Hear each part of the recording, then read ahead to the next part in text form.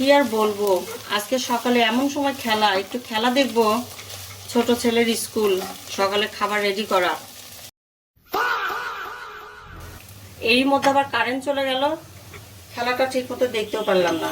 একটা দুইটা তিনটা গোল হয়ে গেল, একটা গোলও দেখতে পারলাম না। এই আফসোসের আর কিছু নাই। আজকে সকালবেলা দুধ কষিয়ে দিয়ে ডিম ভাজি করেছি রুটি দিয়ে খাওয়ার জন্য। আজকের খেলার টাইমটা খুবই সুন্দর ছিল, সকাল 7টা। কিন্তু সকালে আমাদের মেয়েদের এত কাজ থাকে যে কাজই করব নাকি খেলাই দেখব। তারপরও মাঝে মাঝে যখন যাই দেখি একটা দুইটা তিনটা গোল একটু পরপর যায় দেখি, এটাই একটা ভালো লাগে যে গোলটা তো দিচ্ছে। রুটি ভাজি আর সাথে একটু আম থাকবে সকালের খাবারের জন্য। এটাই হবে আজকে আমাদের সকালের নাস্তা। আমার সকালের কাজও শেষ হবে, খেলাও শেষ হবে। খেলাটা আর আজকে দেখতে পারলাম না, আফসোস।